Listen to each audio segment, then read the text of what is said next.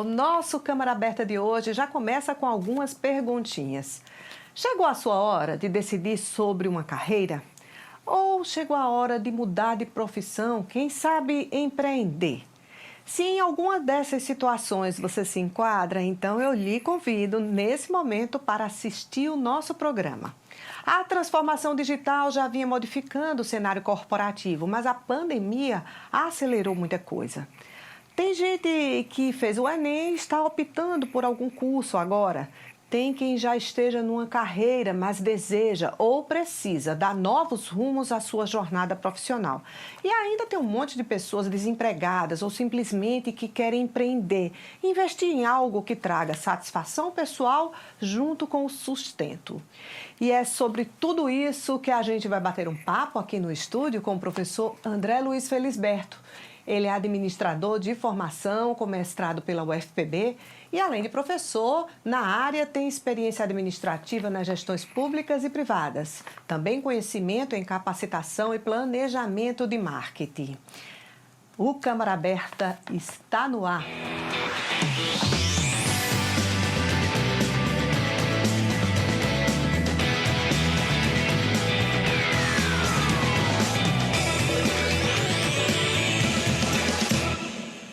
Seja muito bem-vindo ao nosso programa, professor André Luiz Felisberto. Muito obrigado, Michele, e todos que estão nos acompanhando no Câmara Aberta.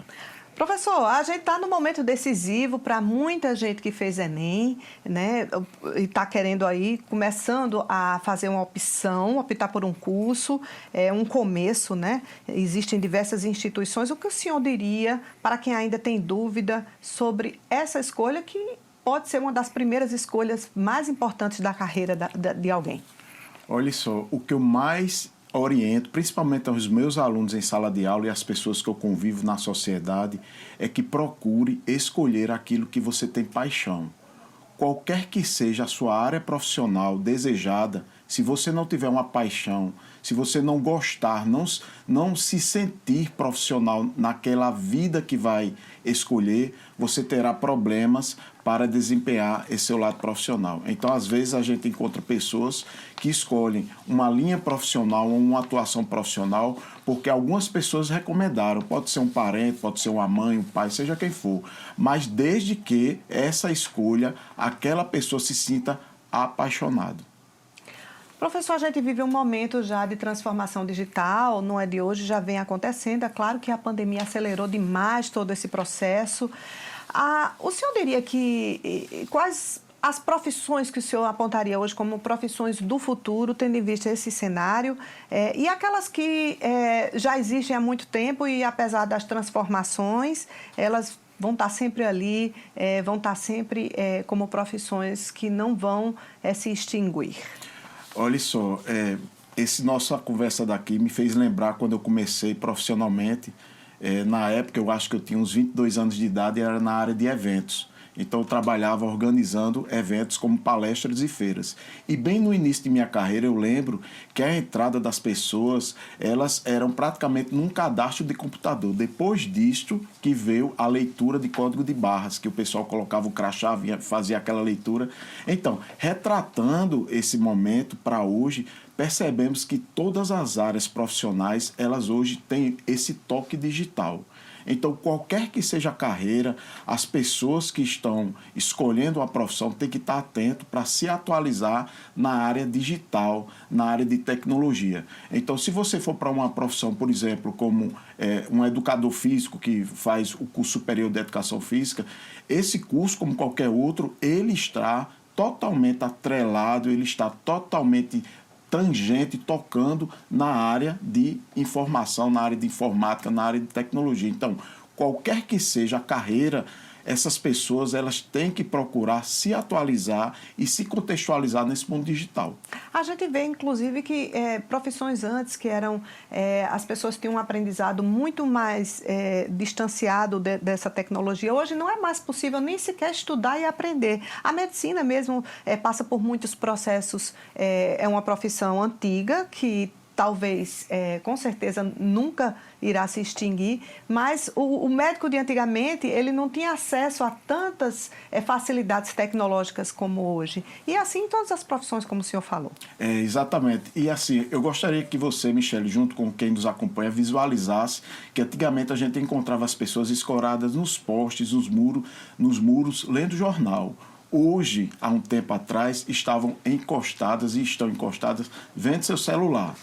E atualmente estão em um ambiente remoto, em um computador, todo mundo lá interagindo. Então, na medicina, a gente encontra esse toque digital, bem como em outras áreas também. E essa tendência, para quem não se contextualiza, é ficar fora do mercado e também não alcançar esse sucesso. E um detalhe que eu gostaria de destacar são as pessoas os profissionais, esses alunos que estão entrando, que se preocupem com sua aparição no meio digital através das mídias sociais, das mídias digitais. Eu vou aprofundar mais sobre isso sim, viu, professor? Agora, antes disso, antes da gente chegar lá, eu queria que o senhor falasse um pouco mais sobre a realidade de quem não está satisfeito com a própria carreira.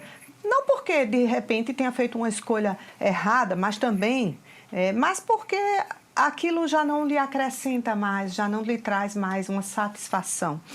Quando é que a pessoa deve mudar e que dicas o senhor daria para que se faça uma transição de carreira bem-sucedida? Recentemente foi feita uma pesquisa no nosso país e foi detectado que mais de 50% dos brasileiros, prestem atenção, mais de 50% dos nossos brasileiros estão querendo mudar de carreira. E o primeiro ponto, atrelado com o segundo, eles estão querendo o quê? Equacionar a sua vida pessoal com profissional, porque hoje é um ambiente remoto, e seguido disso, a questão salarial. Então, essas pessoas que estão mudando de carreira, elas têm que visualizar aquilo que satisfaz pessoalmente e aquilo que possibilita uma habilidade no desenvolver da profissão. Por quê? Encontramos, às vezes, pessoas que querem seguir uma linha profissional, mas que não têm habilidade, não desenvolvem aquela habilidade e, às vezes, faz isso para agradar alguém ou para satisfazer um certo segmento, ou um certo grupo de trabalho. Mas, muito mais importante do que isso, Michele, é que a pessoa, quando ela for escolher uma nova entrada profissional, mais uma vez eu digo, é que ela realmente queira aquilo como um casamento futuro. Porque não é fácil você escolher uma profissão e estar dentro dela e não gostar dela. Você vai acordar mal e vai terminar seu dia muito mal por conta disso. Mas se for uma peculiaridade específica, a pessoa sabe que um determinado caminho profissional é um passaporte para o seu objetivo final. Nesse caso, vale a pena passar pelo Calvário? Olha, essa sua pergunta, mais uma vez, me fez lembrar o início de minha carreira. Eu me lembro que quando eu tinha, acho que uns 20 anos de idade, eu tive meu primeiro emprego profissional, carteira assinada. E aquele emprego que eu tive não era o que eu queria como carreira. Mas eu tive uma meta de trabalhar 2 anos juntando dinheiro para que eu pudesse crescer e com esse dinheiro eu pudesse seguir a minha carreira profissional. Então eu digo para todos, vale a pena sim, desde que você tenha um planejamento. Então todo esforço, tudo aquilo que você passa ou mesmo sofre, aquilo vai te lapidar, vai fazer com que você crie força para que você siga uma carreira. Toda profissão, às vezes eu encontro os meus alunos e dizem, professor, me diga uma profissão para eu ganhar dinheiro e ficar rico. Não é por aí. Você tem que ter satisfação e felicidade na carreira que você escolhe, porque aí isso vai gerar uma consequência. E esse sucesso, obviamente, vai fazer com que você tenha uma melhor remuneração. Mas a escolha, ela pode passar por caminhos realmente. Exatamente, porque às vezes não é fácil a gente começar a profissão já no primeiro passo correto. Às vezes a primeira oportunidade, ela pode, para muita gente, assim como foi para o senhor, talvez para mim também, a primeira oportunidade ela é um passaporte para que você construa o caminho que você deseja. Não é isso? Exatamente. Então, vamos lá. Falando sobre desemprego, a gente vê, e os números estão mostrando aí claramente, que após a pandemia se acentuou muito a quantidade de desempregados no nosso país. Isso impacta as pessoas em muitos níveis. O que o professor recomendaria para alguém que perdeu o emprego, fazendo esse passo a passo para conseguir a tão almejada recolocação profissional? Olha, eu recomendo que um dos caminhos seja abrir o seu próprio negócio. E esse caminho pode começar com o MEI. As pessoas, elas não podem ficar paradas, nem muito menos desistir. Então, por um lado, nós estamos vendo um grande número de pessoas que estão desempregadas, mas, por outro lado, nós estamos observando muitas pessoas que estão empreendendo e está dando certo. Essas pessoas, elas têm que estudar o mercado, têm que perceber aquela tendência que hoje existe. Uma delas é na área de tecnologia, na área de serviço, na área de pronta entrega, na área de saúde, atrelado, e aí seguir o seu almejado sonho. Não fique parado, empreende e vista que você vai chegar lá. É isso aí.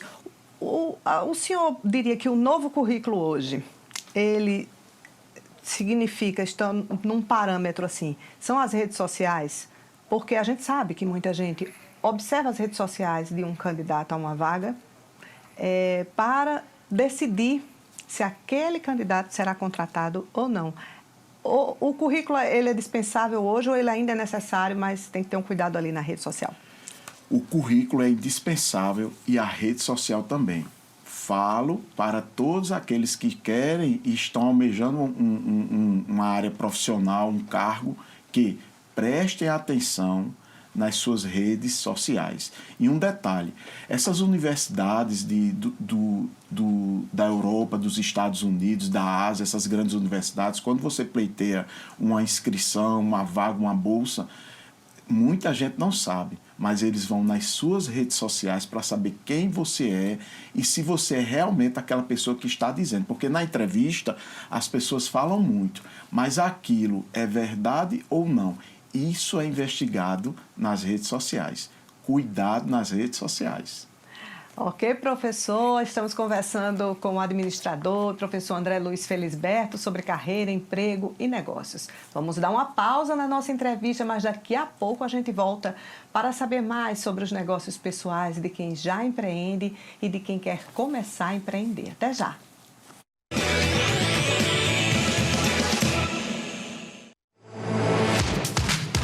A Câmara Municipal de João Pessoa trabalhou muito e rápido por você. Fez ampla reforma administrativa, comprou terreno para uma nova sede. Os vereadores trabalharam muito nessa pandemia, através de reuniões e sessões remotas. A Câmara doou R$300 mil ao Prontovida, referência ao combate ao Covid. A Câmara Municipal de João Pessoa trabalhou muito, trabalhou rápido por você.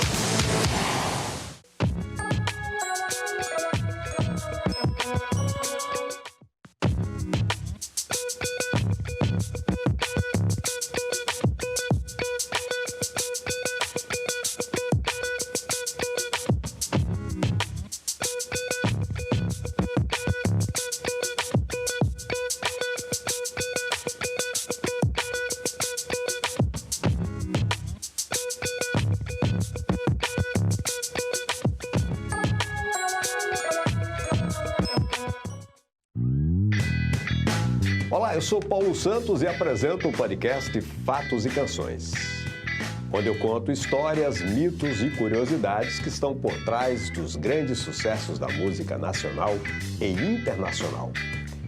Você escuta Fatos e Canções buscando por Rádio Câmara JP no Spotify ou Deezer. Vem conhecer Fatos e Canções, um podcast para quem gosta de música e quer saber mais. Fatos e Canções, contando histórias e tocando músicas.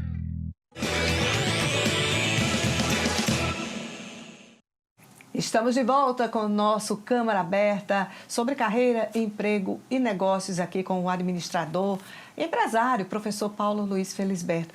Professor, vamos falar um pouco sobre empreender, que tem sido uma alternativa para muitas pessoas já há algum tempo, né? Mas os números mostram aí que inúmeros negócios acabam naufragando. Quais são os principais erros desses empreendedores aí na sua visão?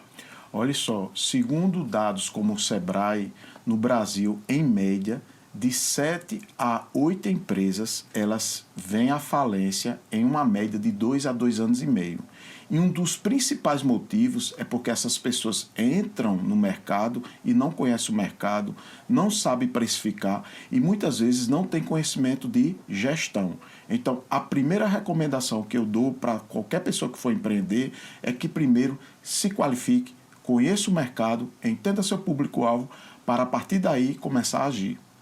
Fala-se muito em plano de negócios. O que é o plano de negócios? O que é que ele tem que ter, né? Como se aprender a fazer isso para se dar esse primeiro passo no mundo do empreendedorismo? O bom do plano de negócios é porque ele possibilita que o empreendedor possa ter uma base daquilo que vai investir. Então, dentro do conteúdo do plano de negócios, você coloca lá o seu plano de marketing, o seu plano de recursos humanos, o seu plano para produzir seus serviços ou produtos, o seu plano financeiro e, acima de tudo, o plano estratégico para 2 a 4 anos agir com o seu produto e serviço. Então tem aquela meta ali para você atingir ali passo a passo. É como um guia. É como um guia. Só que muitos empreendedores no nosso país começam um negócio sem um plano de negócios. Aí o que é que acontece? Começa trabalhando sem saber para onde vai, se vai para a direita, para a esquerda, para o norte ou para o sul, e acaba o quê? Falhando, quebrando o seu negócio e, infelizmente, encerrando. A gente vê muita gente falando sobre a questão de precificar. Muita gente sabe fazer um serviço, mas não sabe como precificar isso. O que o senhor daria como dicas para que a pessoa avalie na hora de colocar um preço no serviço que ela presta? Olha, esse seu tema é extremamente importante e eu gravo um programa para uma rádio lá no Centro-Oeste, é semanal, sobre negócios. E essa rádio, os empreendedores que assistem, que é sobre negócios, eles pediram para conversar sobre precificação. É um tema que o brasileiro pede muito. E os principais itens que o empreendedor deve colocar é o valor total para administrar a empresa, porque muitas vezes ele esquece. Por exemplo, quanto é que você gasta para pagar o seu administrador, o seu material de expediente, sua equipe de vendas. O custo de produção também, você tem que somar tudo, soma esses dois, o custo administrativo com o custo de produção, e ao final desse somatório, você pode dividir por todo o número de produtos que você vai vender. Aí você tem o custo unitário de um produto, o custo total. A partir disso daí, você começa a jogar o preço com os impostos, que tem que colocar todos os impostos, e com sua margem de lucro. E um detalhe que eu gostaria de dizer para todos: coloque a sua margem de lucro na média que é o seu negócio, porque no Brasil cada ramo tem uma média de margem de lucro. Por exemplo, supermercado, ela gira entre 3% e 6% dependendo do negócio. Se você for colocar 15%, aí você fica fora da margem de atuação do mercado e aí as pessoas vão fugir da precificação que você vai praticar. Mas assim, quando a pessoa não sabe qual é a margem de lucro do seu nicho, do seu setor, aí como é que ela pode pesquisar e como é que ela pode chegar a essa informação para poder fazer essa matemática aí da precificação? Uma pergunta, o que eu recomendo, procurem os sindicatos e as associações do segmento, que todos eles têm essa informação e vai passar para o empreendedor. Então, se você for, por exemplo, no ramo de hotelaria, vai estar lá na margem média de 15% a 20%. Então, se for abrir o seu hotel, sua pousada, no final da precificação você joga a margem média do mercado e aí você começa a desempenhar seu papel de empreendedor. Professor André Luiz, muita gente sabe fazer o marketing e a comunicação, faz às vezes até de forma mais amadora, mas já dá importância para isso. Mas tem muita gente que não dá tanta importância para o marketing e a comunicação. Na sua visão, como empresário, como uma pessoa que trabalha e estuda essa área, qual a importância desse segmento do marketing, da comunicação para qualquer empreendedor? Olhe, todo empresário, todo empreendedor, empreendedora tem que tirar um percentual do seu faturamento e investir em marketing e comunicação. Se você não fizer isso, você não vai ser lembrado. Quem não é lembrado não é comprado. Então, todas as marcas internacionais que tem no nosso país, elas são lembradas por conta de toda a estratégia de planejamento de marketing. Então, nós brasileiros que temos também os nossos produtos e serviços que desenvolvemos, a gente tem que investir. E o marketing é um mundo, é uma ciência que surgiu lá nos Estados Unidos e que é praticado no mundo todo, que nós, como ciência, temos que entender como ela funciona para que todos os pontos sejam investidos e assim o produto ele possa ser competitivo. Olha aí. Então, para encerrar o nosso Câmara Aberta de hoje, eu queria que o senhor desse um conselho. Que conselho o senhor daria para quem hoje questiona de alguma forma os seus próprios caminhos profissionais? Está em dúvida ou se vai começar ou se quer mudar? Que conselho o senhor daria? Olha, em primeiro lugar, acredite em você. Michele, eu comecei minha vida, a minha primeira empresa, eu não tinha absolutamente nenhum dinheiro. Então, tive que trabalhar, tive que entrar numa carga de trabalho para juntar dinheiro e começar meu primeiro negócio. Então, eu tive que acreditar. Então, cheguei. É o primeiro ponto. Segundo ponto, estude o mercado e estude o cliente. Faça um plano de negócios. Acredite em você e invista em marketing e comunicação. Se você não investir em marketing e comunicação, você não vai ser lembrado. Não podemos esquecer de fazer todos os cálculos financeiros para saber o custo do produto, para precificar. E, com um detalhe especial, time, Michele. Se você não tiver uma equipe maravilhosa, um time que participe do lucro com você, eu sempre recomendo, abra sua empresa e faça com que todos participem do lucro. Todo mundo vai trabalhar na empresa com extrema satisfação, porque o salário tem a tendência de aumentar. Quem não quer ganhar um salário muito bom? Então, com todos esses pontos e atributos, o empresário, a empresária tem de tudo para ter um sucesso profissional. Muito obrigada ao empresário, ao professor e também empreendedor André Luiz Felisberto, que esteve aqui conosco no nosso Câmara Aberta de hoje, falando sobre carreira, sobre empregabilidade, sobre negócios. Agradeço a todos e é um prazer estar aqui com vocês. Até o próximo Câmara Aberta.